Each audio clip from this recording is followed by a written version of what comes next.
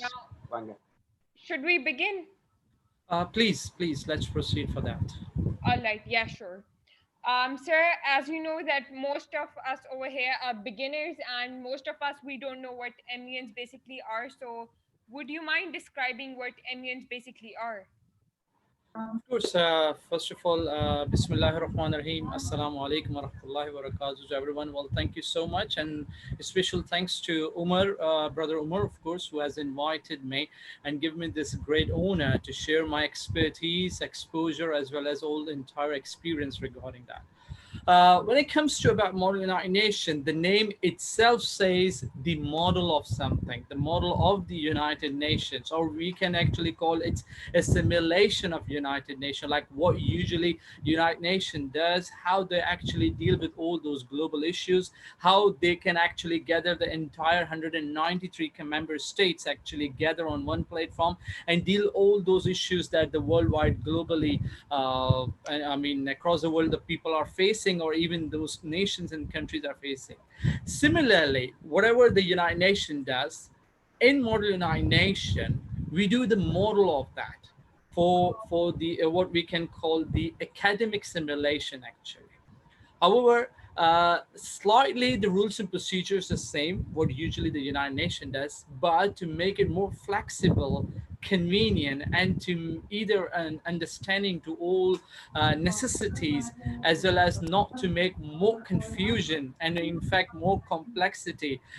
More United Nations have a bit leverage and different rules and procedure as compared to the United to make understand, especially to the students, especially to the students who are background from the IR side or journalism actually, to make it more flexible. So that's why it's called the simulation of United Nations, which is actually the same what the United Nations does, and pretty much the same things like in United Nations you call the formal meetings and informal meetings actually, but in model United Nations you call as the moderated caucuses and unmoderated caucuses actually. So they're pretty much the same things into that. However, the beauty of this platform, I must say, it doesn't have any kind of a scope. It doesn't have kind of any kind of like you can say eligibility, or any kind of you can say a boundary that you can say like if you are a political science student, if you are like a journalism student, or if you like if you would like to you can say pursue a career to be the politician, then you can do that. No, not at all.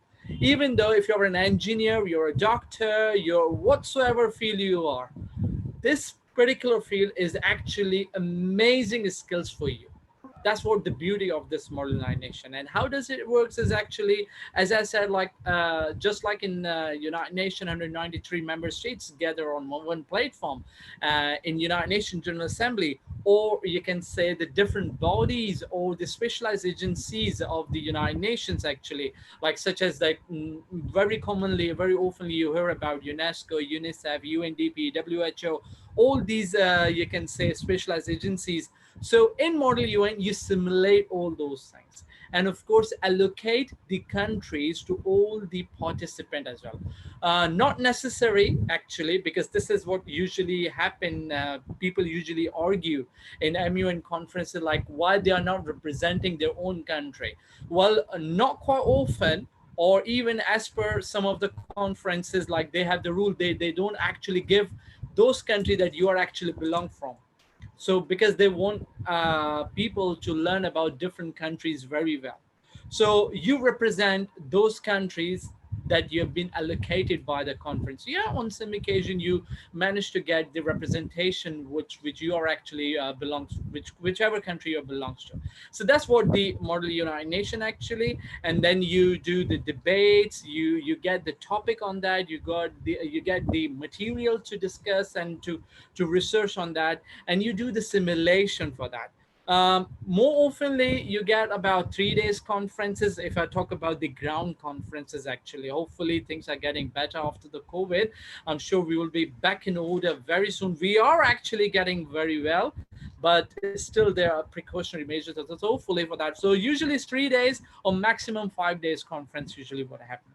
So that's what the Model United Nations Conference, which is actually known the simulation of the United Nations, and you need to represent the countries that you have been allocated, and you debate on that, on the global issues which you will be given prior to the conferences. Actually, on some occasion they'll give you on time, and it depends upon the conference policy on that. All right, sir. Thank you so much. We really appreciate the question. We have another question from one of the members over here, Shazib. He's asking, what is the direct relationship of UN committees with MUN? Well, as I said, I mean, in the beginning of my speech, I said it's a simulation of a United Nation. It doesn't have any kind of a direct relationship. Its purpose is actually to make understand mainly how United Nations works, actually, how those 193 member states actually resolve those issues and debate on those issues, whether it's about the conflict, whether it's about for peace talk or whatsoever. So you cannot say about like any kind of a direct relationship. However, it does promote the United Nations, because itself the United Nations really supporting, as well as they're really promoting that the people and the nation, especially youth as well as the students and even the professional, should have to participate and get into indulge themselves into the Model United Nation, because it does have a plenty of skills to learn into that. So I cannot say about kind of like a relationship, but it does promote the stances as well as the mandate of the United Nations of different committees as well, because you get to know what the UN body does, you get to know what the General Assembly does, you get to know especially what the Security Council does, which is really important to do so. Yeah. So Sir, that's how. another question. You know about parliamentary debates. Yes. Yeah, people get really confused that what's the basically the difference between parliamentary debates and MUN. It's actually really confusing because there are some topics which are interrelated. So could you please explain the difference? Well, honestly speaking, I never had an experience to be the parliament debate. However, on some occasion, I did got an opportunity to see and observe that. Uh, the only difference I would say it's actually the rules and procedures. In Model UN, you have got a very, very small time, or I must say like a quality of time for every single member state to speak and to justify whatever they would like to say onto that. However, for the parliament debate and parliament, you can say the conferences, you got enough time to speak on that, particularly on individual basis. Like, if I'm not wrong, because as I said, I don't have any experience for the parliament debate, but just for the enough knowledge that I've got, I think they got speakers time. They got like about 7 minutes in the beginning Yeah, that they 7 minutes. justified and everything onto that. There's a huge difference into that, I must say. The rules and procedure for the Model United Nations is entirely different than the parliament debates, actually. It has been observed, especially into the Pakistani side, into the Pakistani circuit, I must say. Those, you can say, bilingual committees are actually, or you can say the parliament committees, the national bodies and national committees are actually run and simulate into the Model UN rules and procedure. Like I had a couple of experience previously, like I chair bilingual committees and under the rules and procedures of a Model UN. So pretty much is, of course, it's a bilingual. It's pretty much when you do the Model UN scriptures and the statute of the Model UN, of course, you follow the same stances. But parliament debates and parliament rules and procedures are slightly different than the Model United Nations. All right.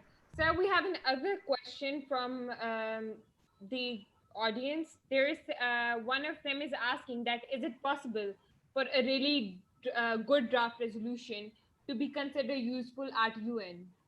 Indeed, I mean, let me tell you, I'm not saying against into that or giving an. Believe me, as far as All my almost 11 years of experience in the Model UN, and I must say, like, if I compare the resolutions of the United Nations and then compare the Model United Nations resolution, I found like our youth and our students really, really deserve to be in the United Nations, I must say, yeah, because there is their resolution are very amazing, very comprehensive, very, you can say, to the point. But that doesn't mean that United Nations does not do anything, of course. We respect all those things. We don't know what situation during those sessions, even in the General Assembly or even into the Security Council. But if just I compare, and as I said, like as a consultant and a trainer for the Model UN, I found like our students and Model UN delegates have made so much great efforts to come up with the consensus to move towards a very comprehensive solutions as compared to the resolutions of the United Nations. But as I said, we don't know what situation the UN actually does have when they debate onto that, into that, and to that. But it really helps you when it comes to making the resolutions, when it comes to passing the resolution and finding out those issues. The UN resolutions actually really helps you to find out what actually happened in the past and how the situation is going. So it's really help you out, especially when it comes to the formal structure, to giving a proper structure to the resolutions. It really helps you to do that. Let's hope the answer of the All question. right. All right. Another question: what are the benefits of MUN? I mean, people are attending MUNs. They are basically spending 3 days. So, what are the benefits which you are getting from MUNs? Model UNs. Countless. I cannot count, I must say. I mean, I have given my 11 years of life. I mean, I must say, like, I've dedicated, honestly speaking. And Allah knows very well how long I'm going to live in this world. But whatever life I've got, I am going to keep serving this platform because it gives you plenty of benefits. I mean, my career was start in 2009, earlier, April actually. And if I compare myself with relate to my skills as well as even those talent that I've managed to find out in myself, it's upside down, I must say. What I am right now, it's totally different what I was in 2009, especially related to my skills as well as like how my talent has been enhanced and of course being more polished into that. It gives you plenty of things actually, starting from like your behavior, your communication skills, your interpersonal skills, your writing skills, your speeches, your presentation, how you present yourself, how you speak with the people. Like, I mean, I must say, I don't mind to speak at the front to the people, whether it could be like any superior authority at the front of me. It could be like any president of the country. It could be any emperor of the country. I don't mind to talk with that and never hesitate with that. And thanks to, I must say, Almighty, and of course, Almighty has blessed me with this MUN field. What we really need to understand is actually the positivity of this field. This field has amazing things to offer to anyone, to everyone, I must say. Excuse me. Can you hear me? Please, I can hear you, Raza. Yes, Thanks. Raza. I'm Rehani. Uh, thanks. I'm an Iranian and I graduate in Masters of International Relations at the University of Guyana. And very glad to meet. Uh, I'm sorry. Raza, actually, your voice is cutting off. Could you just type your question in the chat box? We'll be viewing it. Yeah, that's fine. No problem. Yes, All right. Live, over to you. Excuse me, connection. Yes. Fair enough, Raza. If you are having any problem with your connection, please write it down. I mean, I'm sure the moderator will elaborate that particular question, and I will help you out to find out that. All right. Sir, should I continue with my question? Please carry on. How do you win an award in MUN? Because sometimes it's really tricky. Like, you are forming your draft resolutions, you are speaking well, you are living up to the mark basically, but instead you don't, just win the award. So how do you basically win an award? I mean, Laiba, I must say, like, you don't need to think about to be winning on that. I must say, just be prepare yourself accordingly. Your research, mainly, there are two things, which is actually the key. In order, do not say. I mean, I never say go and win for it. I always say to my delegates when I'm training, of course, to helping them, of course, to guiding them, go and learn something from that. And even I found myself, I mean, at this stage, after having a plenty of experience, every single conference, either they are ground conferences or I must say the e-conferences, I learned something new about that, different things, different way out. So the idea behind to be an ideal delegate for anyone, either you're a first timer or either you're an experience holder, is the two mainly things. First is actually the research. Research is very, very necessary.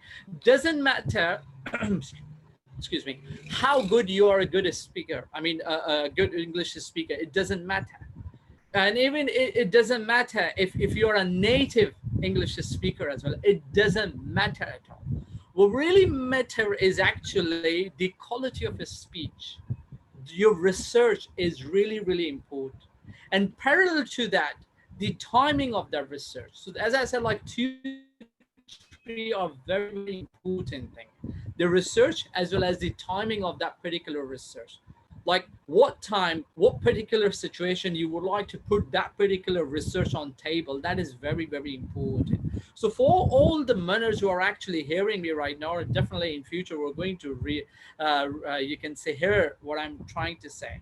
Please don't only just focus on to just to winning onto that. The focus and the vision is to learn something, and keep two things in your mind.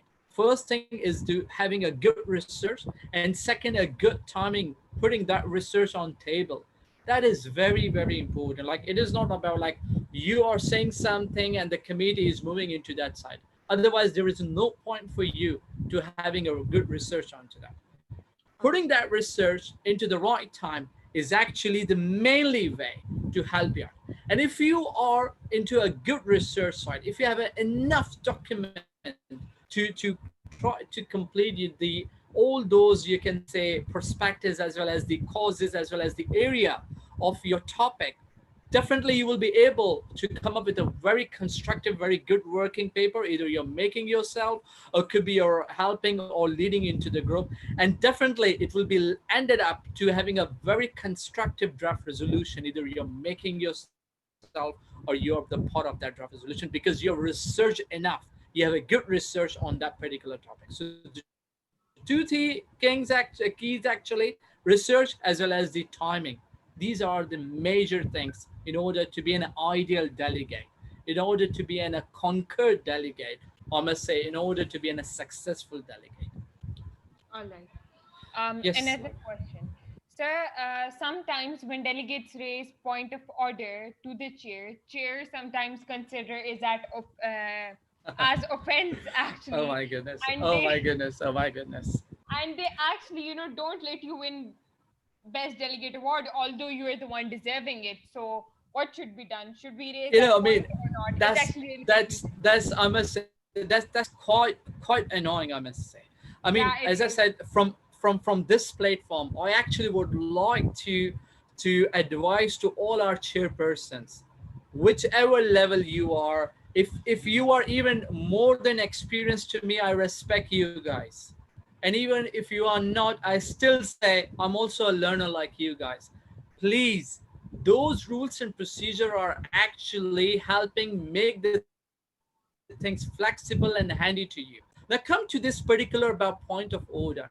Why chairperson feeling so embarrassed? Like if any of the delegate raise point of order, what is actually the point of order? Point of order, like if by mistakenly you are not following that particular rules and procedure, so it gives the leverage and the privilege to the delegate to raise this point of order, and reminding the dice member or the committee chair or the judge or the chairperson or the president or the vice president or the assistant committee director, all the categories of judges, I must say, that please, this is what the rule is saying was all about. So why to annoy on that side?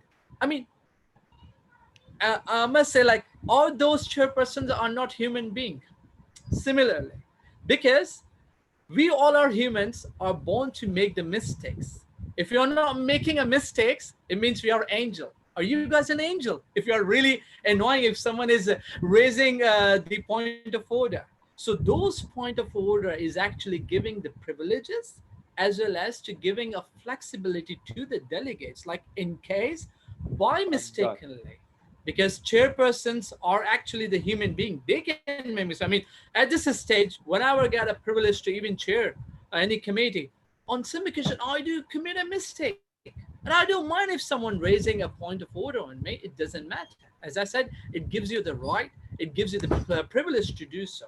And what really important thing, which really need to understand the complexity behind these rules and procedures, especially these point of order, is actually to giving the right to all of the delegate of the member state. Like, you have the right to, even though, make and raise anything, even though against to the chairperson, if you are valid so. So it's a privilege to all the member states who are actually simulating into any of the respective committees. So once again, I advise to all the chairpersons, either they are not up to the experience to me, okay, as a learner, or either they are very experienced to me as a learner, I must say, please don't annoy with that. This is just you can say a privilege to the delegates to actually helping you out, to guiding you on. And then yes, I found, because if someone is raising into that, maybe most of them, and then that's, unfortunately I must say, that is actually happened in across our Asian circuit. I mean, I didn't find this particular thing in European circuit. I never find in Western, and even in African side culture, that if someone is raising a point of order, chair feels so annoying into that. But honestly speaking, it's sad to hear and sad to say that our Asian culture, chairpersons feel very annoying. So please do not feel annoying. It's just a rules and procedure which you can somehow guide to the delegate, like, delegate, why I have to choose this particular rule, why into that. It gives you onto that, simple as that. Hope the answer of that question. Those are actually really some wise words, sir. Thank you for that. Thank you. Reza, do you have any question? He was actually interrupting, so I'll. Yes, Rosa. Uh, Reza, you're not audible. Hear me? Yeah, you're audible now. Audible now. Your voice is actually cutting off.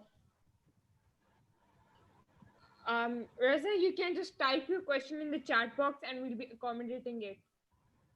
Okay. Sir, another question. Should I continue? Please go for it. What is the difference between virtual? I'm ready. Uh, Yeah, ask. I want to know outcome in total time UJ session. Reza, I'm Sorry, and sorry, but I'm your unable voice is to cutting understand off. him. We can't properly understand it. Could you just please type it in the chat box?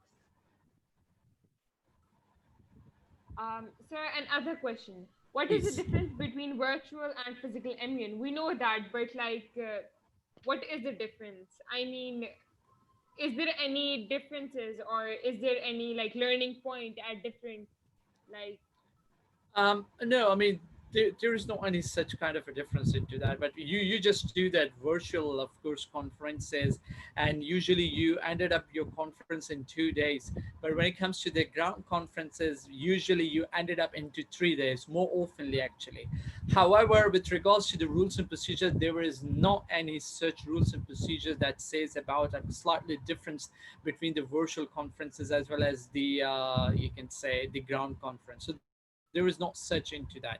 Even the award categories are same. Perhaps if some conference would like to introduce any kind of award, they have the power to do so. But there is not any such kind of a difference between the virtual conference as well as the ground conference. However, I found one thing which is really like, in virtual conference, you actually manage to cope up with the situations, and of course to resolve and moving to the consensus more quickly as compared to the to, you can say, to the ground round conferences. And yeah, there is a bit of issue like when it comes to the unmoderated caucuses especially, and in UN you say it's informal caucuses actually. Yeah, I mean, people are not much convincing during the unmod session, but that's of course it's just a virtual conference, but you still manage to do that. But there is no any slot difference, or you can say a major difference between both of that thing. All right, sir.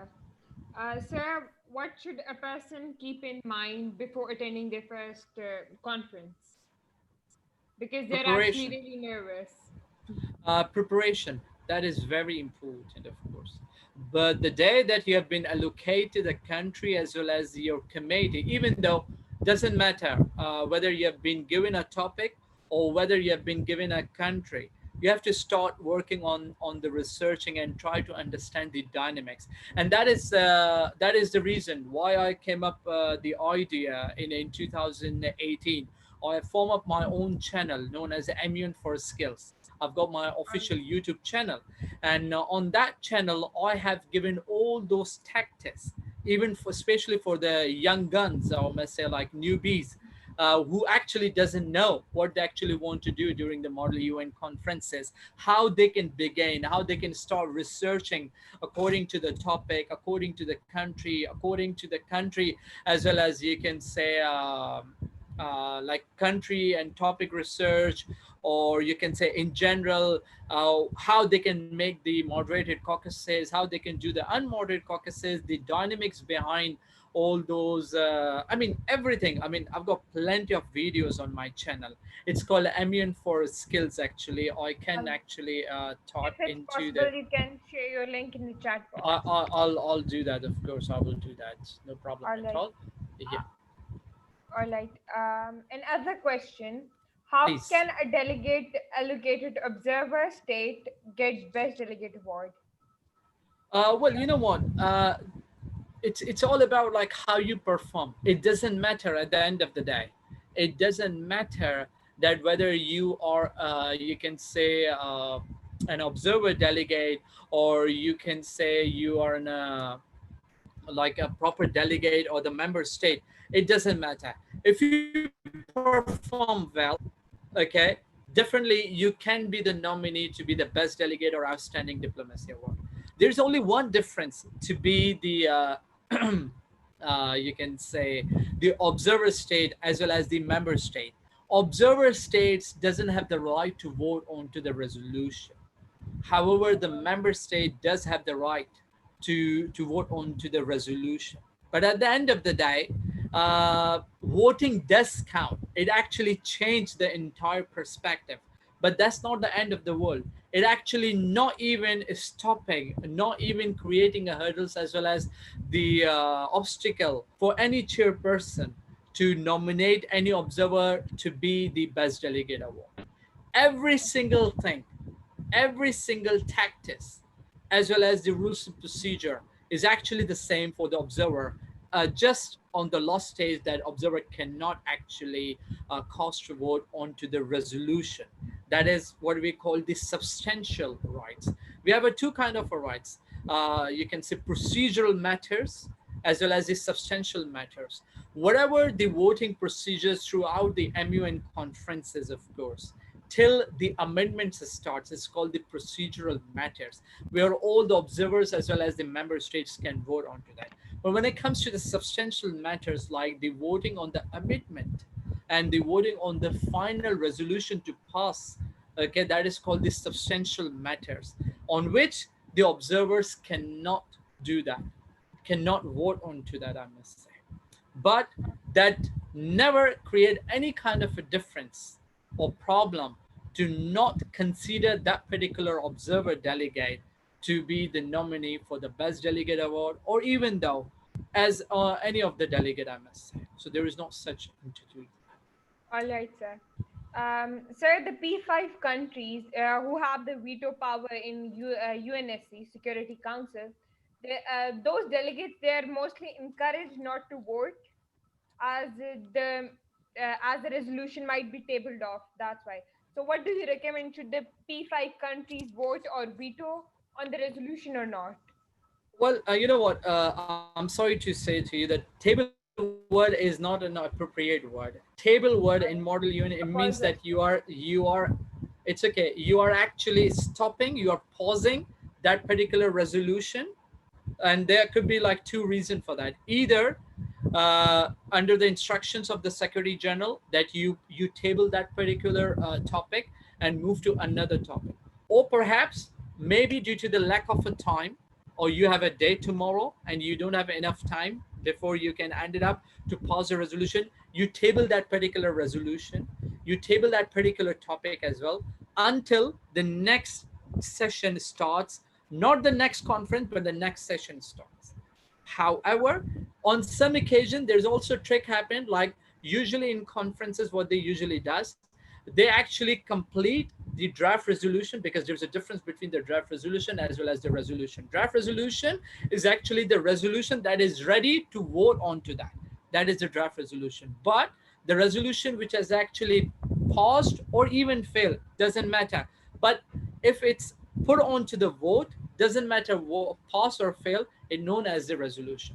So usually on some occasion conference, I remember I was chairing a UNESCO committee in Rome Model UN in Rome actually. So Oh, we that's really table we table a topic, we table that particular resolution, and we urge the delegates to start talk about the topic B.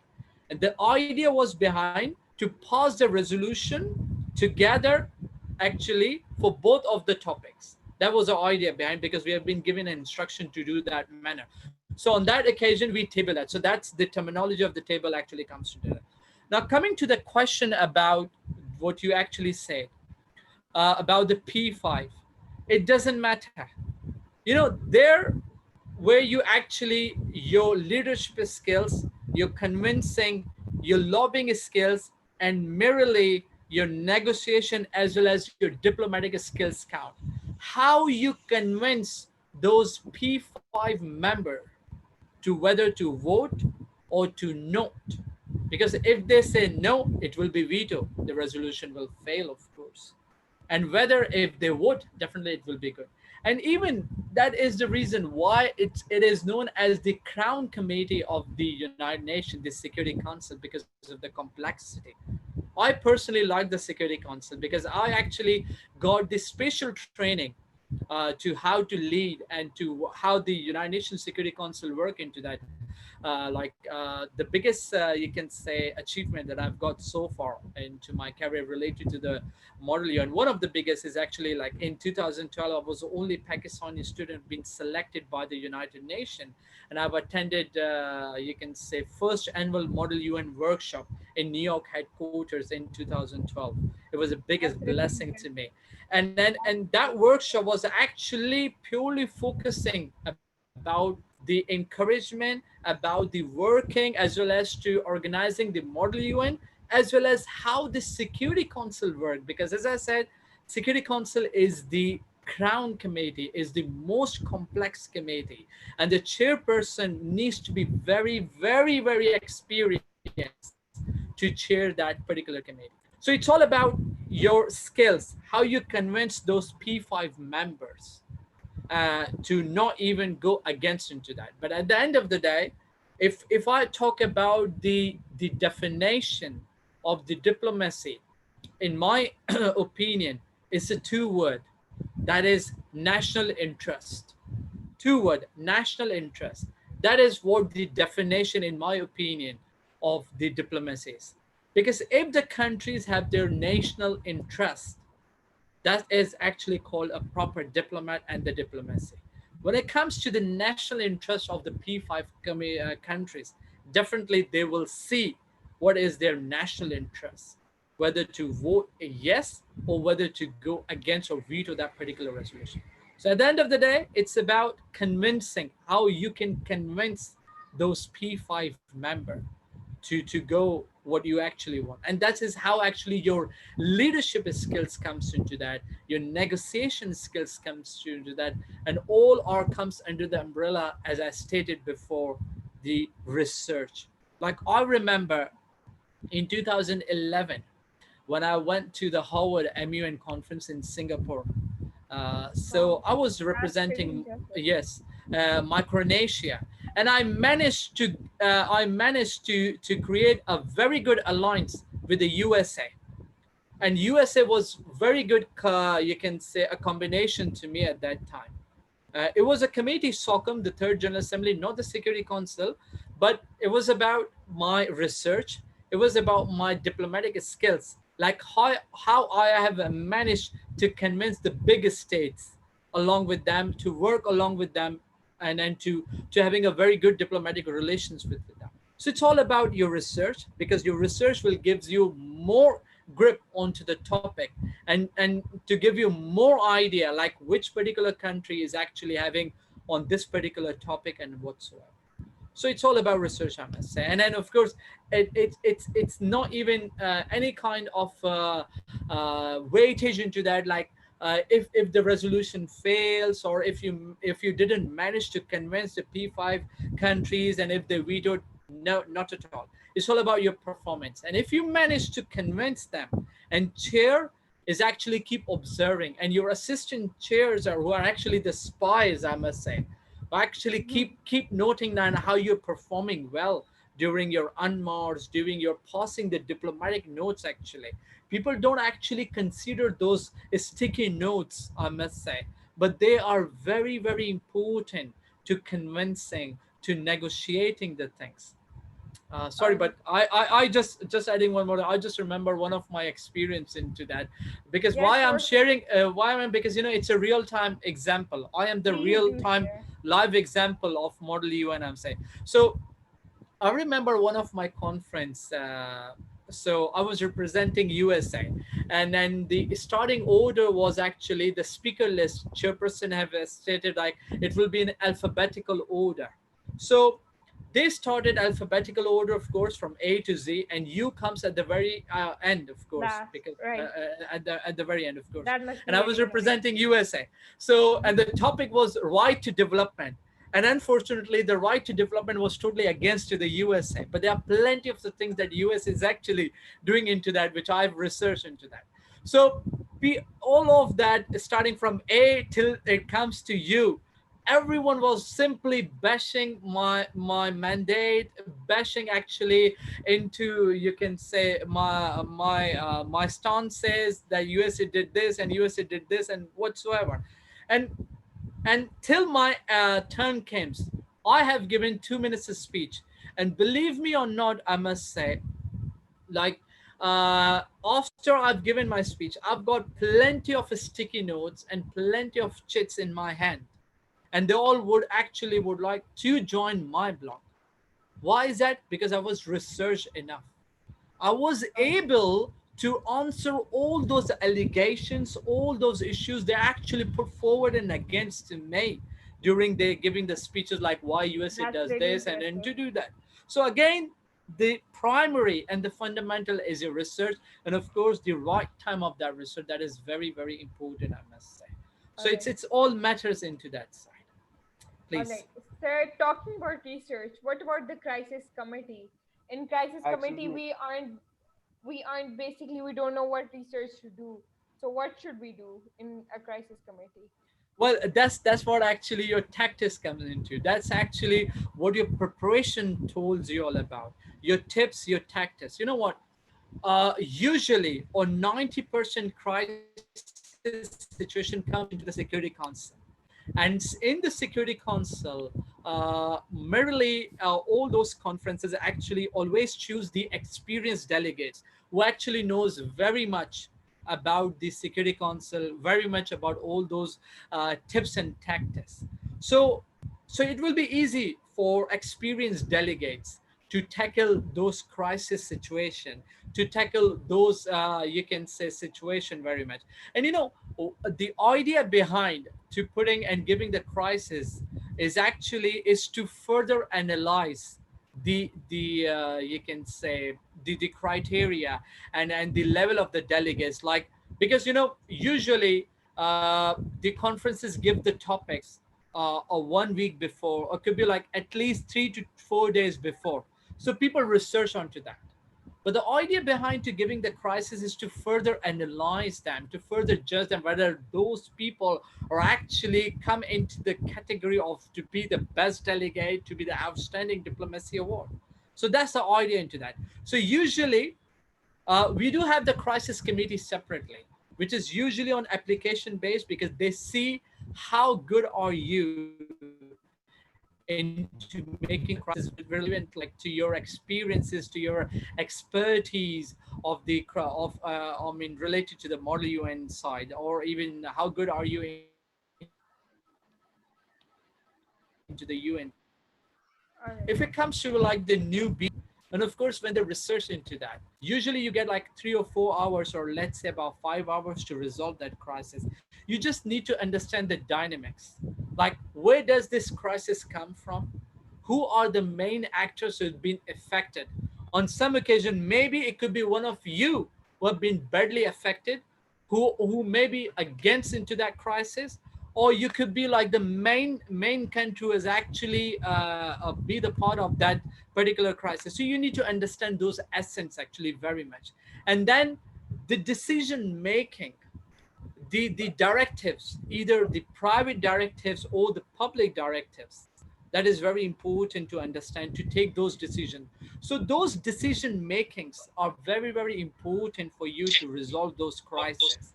And then of course, the mainly thing is about the research.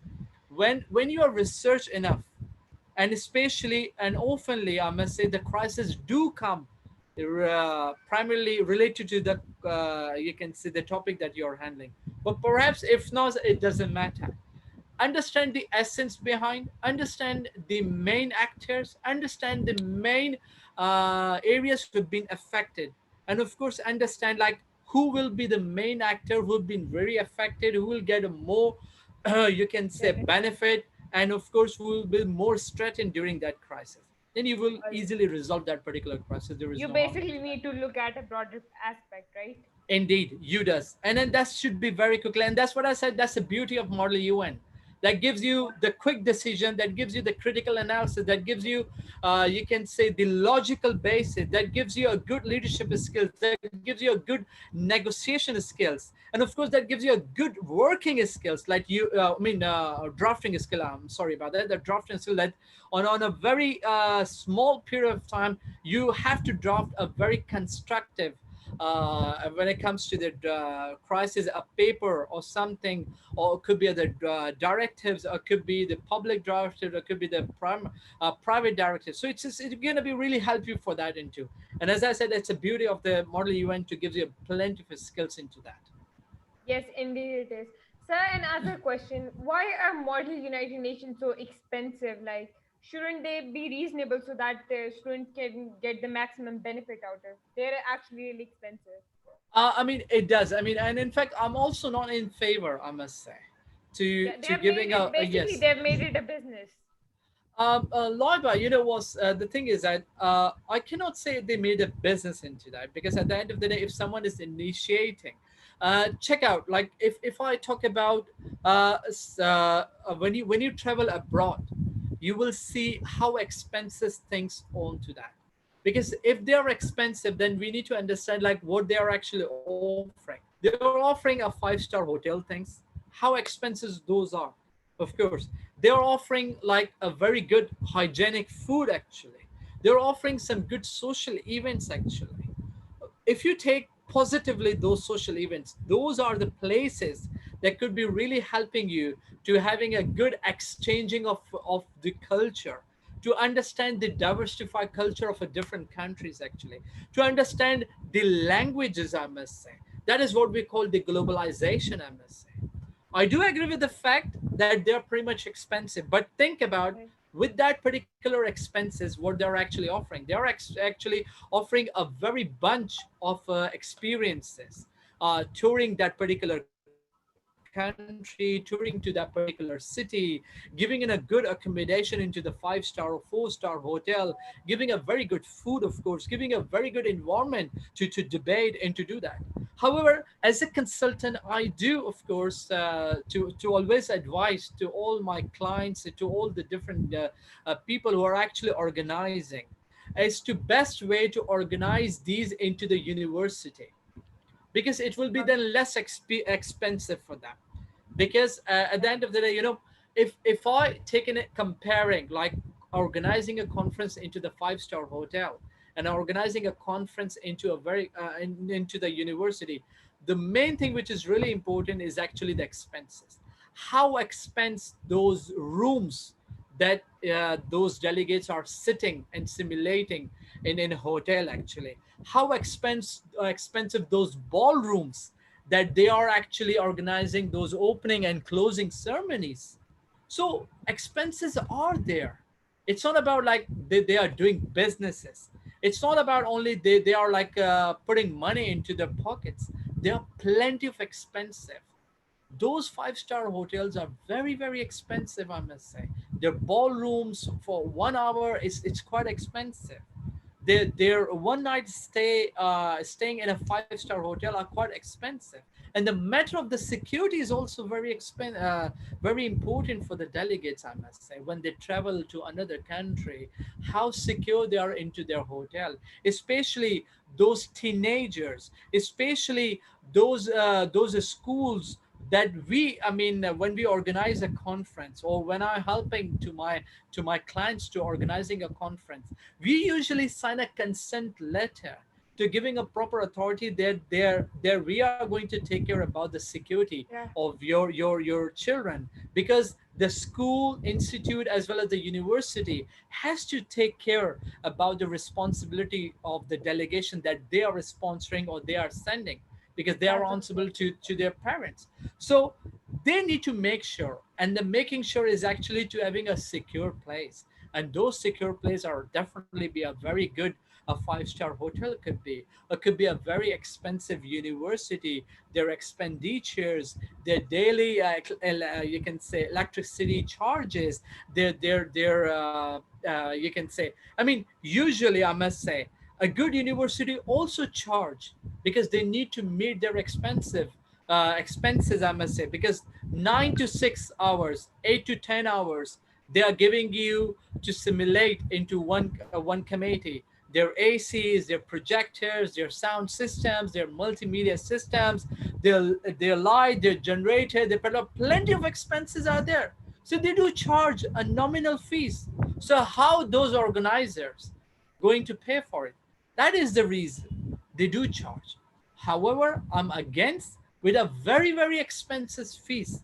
It should be a nominal charges. It should be a affordable and economical charges that they can somehow afford. And from that, I would actually encourage different partners, different stakeholders, and of course, request to different UN agencies who are actually based in different countries. Please do sponsor those conferences, because when you get the sponsors, similarly you will lower down those fees very much.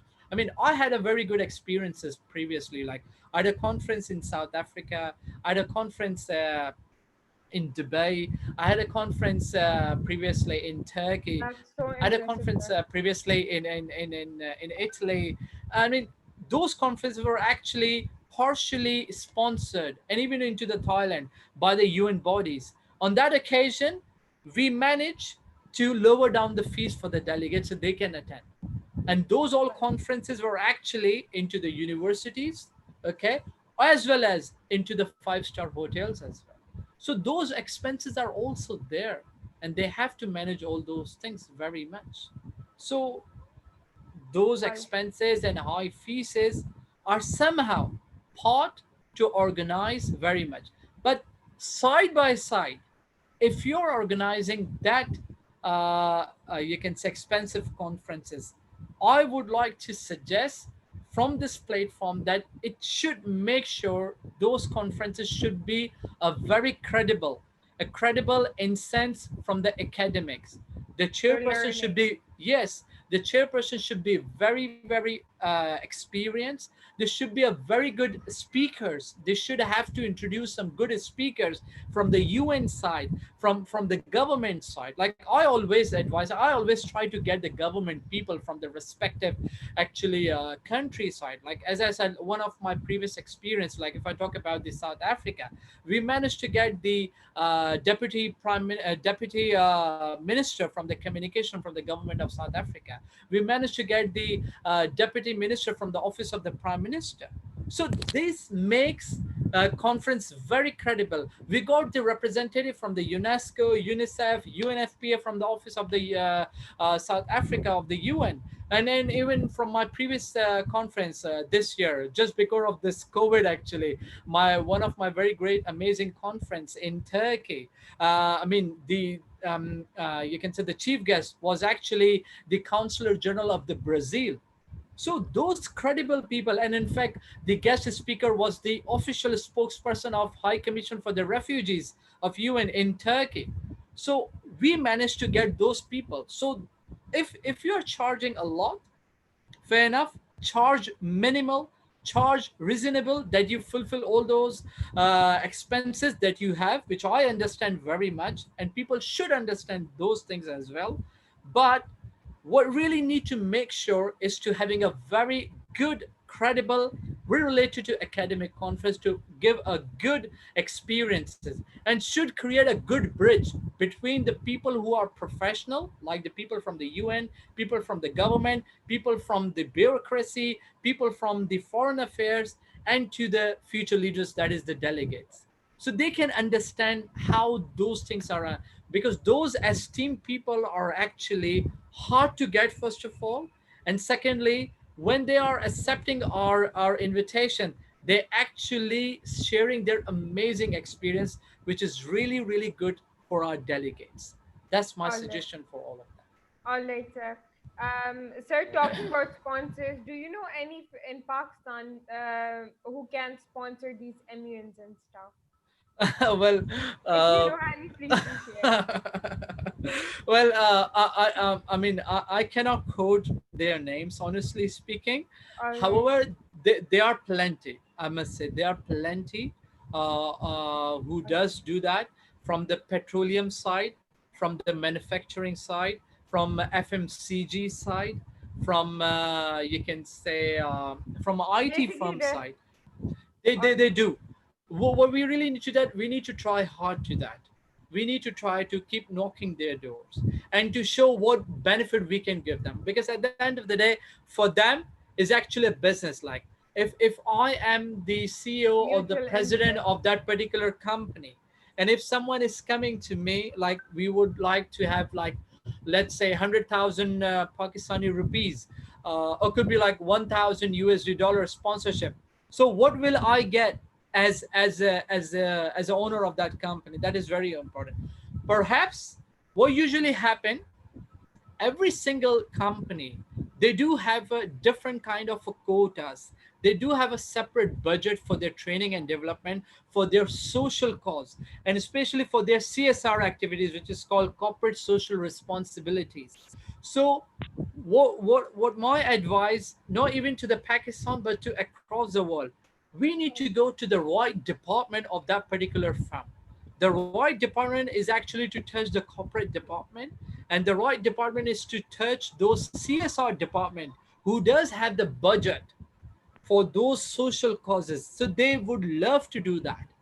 And even those sponsorships are actually not even for the monetary purpose. Like, it doesn't matter. They do give you the money.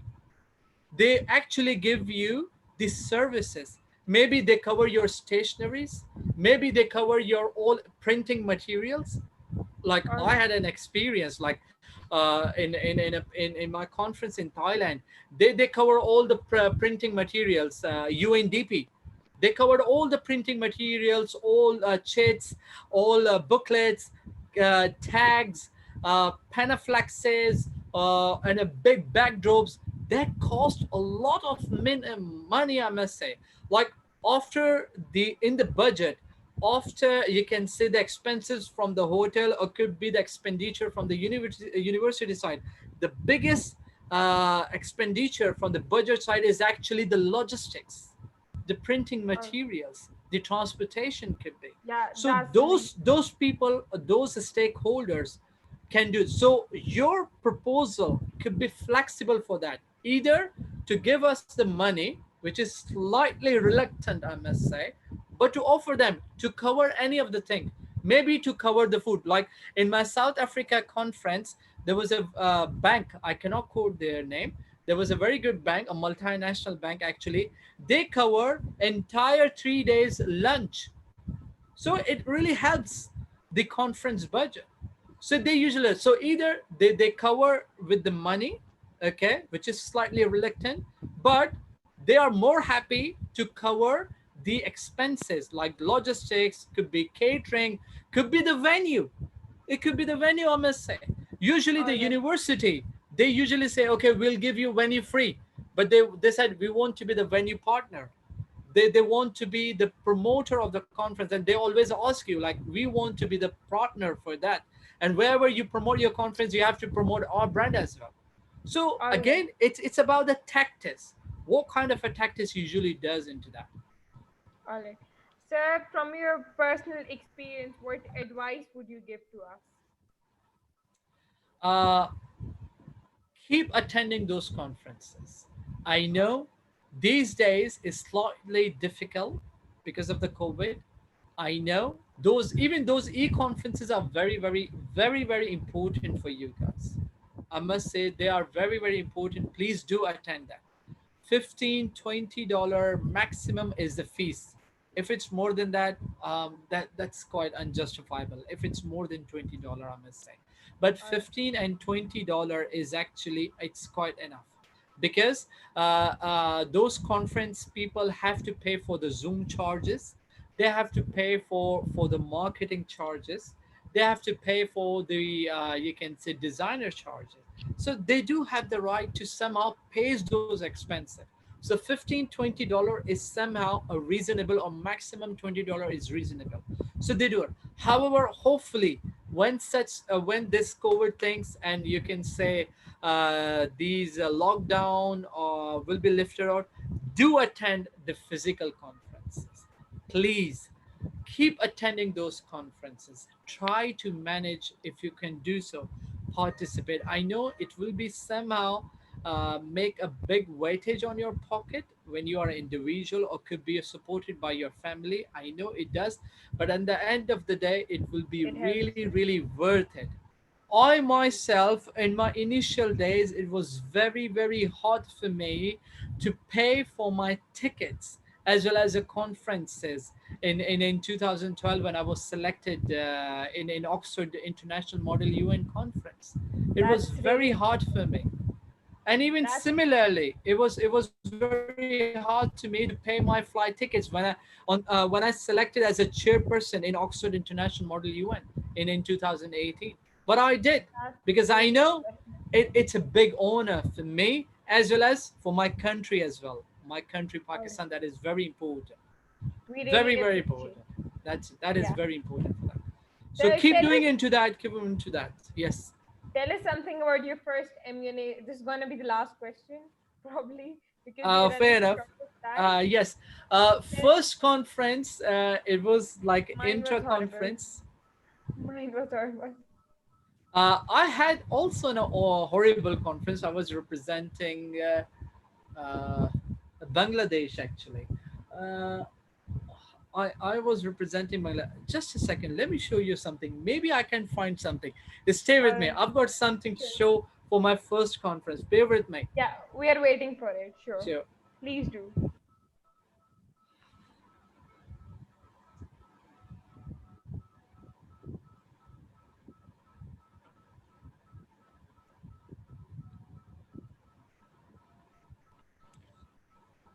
He's actually a really talented person. Guys, all of you can register at our MUN Youth International Conclave, which is really affordable, $5. We are opening the registrations officially from tomorrow onwards. okay, so there you go. I've got all conferences badges in my hand. That's so impressive. Yes. Wow. Hadi I'm Kai. actually So speechless. Yes, that's what I have. And let me find out my first conference. It should be here. There you are. So that's my first conference, and it was 2000. It doesn't say into that because it's a very old now. It was 2008, earlier April. I was representing Bangladesh intra conference. That's my first badge, and those are plenty of badges. And one of that, of course, yes, that's from the Geneva headquarter UN. The special pass for the Geneva headquarter UN. When was selected as a block representative. I've trained OIC delegates. I've trained all OIC delegates in Geneva International Model Event. This was my pass. I've got a special rope from UNOG Office of Geneva. This, as you can see, All right. and from the UN side, this was my pass from the UN at that time. That's actually so impressive. I'm speechless. So Honestly, this is all you can say. Mashallah. I had it, Alhamdulillah.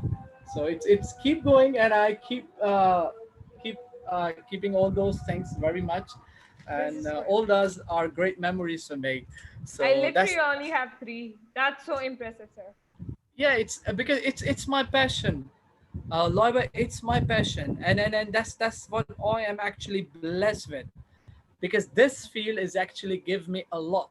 And from your platform, I really advise to everyone, please take the positivity. I know people have made so much mess for this great platform, and even parents, guardians, I request you. I know you are quite sincere about the you can say about the culture of this model event these days, but for God's sake, please find out those conferences who are very credible, very amazing. Of course, that is very important.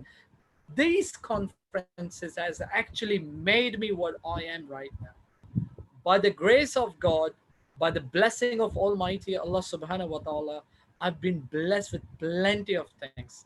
My career has been blessed. And no doubt, first of all, thanks to Almighty Allah Rabbul Alamin. And second thing, all credit goes to Model UN platform. I am the That's live example of that. Please keep attending these conferences. Try your level best to do attendance, and please get this great skills. Go to the positivity of this particular conferences.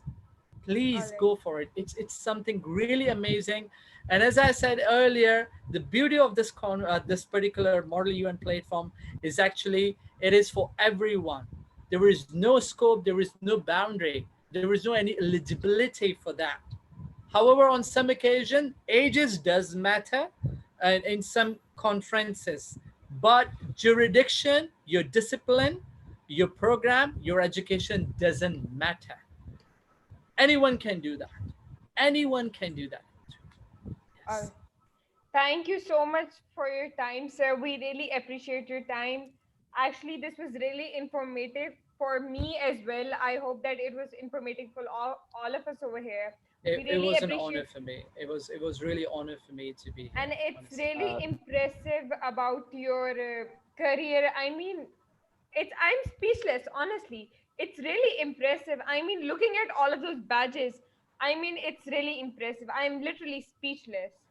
I mean, Honor for me. I now for sure I'll join Emian as well. You are the living example. You have I mean, actually that was, inspired me. Jokes aside, you have thank you. actually inspired me. Thank you so It's an much for honor for your me. time. It's an honor for me. And of course, as I said to everyone, of course, please do have a look into my YouTube channel. Don't forget to subscribe that, because I have given all those real-time examples, research tactics, research tips, very much that could be really handy for you guys to be a good ideal delegate. I never say that those tactics will help you to win into that. Winning and losing, it's not a matter. What really Partnership. matter is actually is to learning. And once you actually learn something great from that, definitely one day will come that you will definitely win an award, sorry to say. definitely you will win an award. So it's no problem at all into that side. So you just keep into that. This is very very important into that.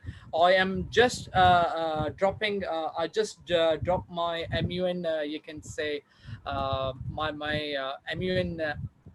YouTube channel link, of course, and I am just dropping you my Instagram as well as my Twitter account. Have a look into, because I do promote plenty of conferences. It doesn't matter I am working into that or not. I do, because as I said, like it is something that is my passion. So I am keep doing my passion what I am or into that. So just keep looking into that. And MUN4 skill is actually available into Facebook, into LinkedIn, into the Twitter, and of course into the Instagram as well. So go and have a look into and just have a like into that. Plenty of conferences that my team on my MUN4 skill pages, they are promoting into that. I've got my own you can say page as Ambassador Fawad Ali Langah. You can just have it into like beside MUN. I'm also into the SDGs, Sustainable Development Goals, which is That's actually the key for the youth. I'm a trainer as well as the advocate of SDGs. Please, youth need that. Today's youth really need SDGs. So yes, plenty of sir. We do. sessions I am doing into that. Just go and follow my pages, follow into the Twitter, into the Instagram. Go for it, have a look into that. You will find plenty of that. So MUN as well as SDGs, I must say it will really really change your life. It did change my life, and I want you to do that as well, and actually do better than me. Please do better than me. So I've just dropped all those information into the chat box.